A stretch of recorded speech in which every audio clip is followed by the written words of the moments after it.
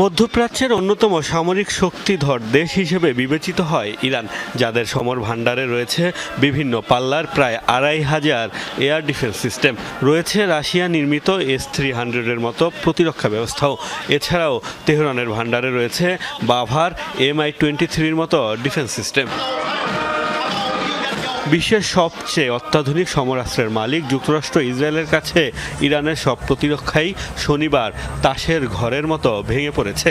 বিনা বাধায় দেশটিতে ঢুকে ধ্বংসযজ্ঞ চালিয়ে যাচ্ছে দেশ দুটি।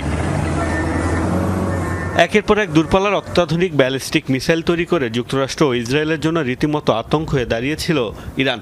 এক বছরে একাধিক হামলার শিকার হওয়ার পর এটি স্পষ্ট যে আক্রমণ সক্ষমতা সমৃদ্ধ করলেও নিজেদের প্রতিরক্ষা ব্যবস্থায় ততটা নজর দেয়নি তেহরান।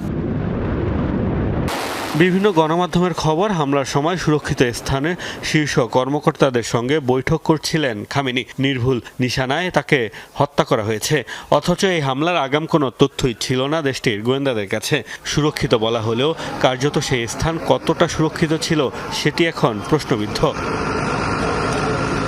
এর আগে গত জুনেও ইসরায়েলের টার্গেট কিলিংয়ের শিকার হয় ইরানের শীর্ষ পরমাণু বিজ্ঞানী ও রাজনীতিবিদরা। গুরুত্বপূর্ণ ব্যক্তিদের নিরাপত্তা নিশ্চিতে এমন ব্যর্থতায় সমালোচনার মুখে প্রভাবশালী দেশটির গোয়েন্দা সক্ষমতা। ওয়াশিংটন যে সামরিক শক্তিতে কতটা অপ্রতিরোধ্য তা ভেনেজুয়েলা অভিযানের পর ইরানে হামলায় যেন আরেকবার স্পষ্ট হলো।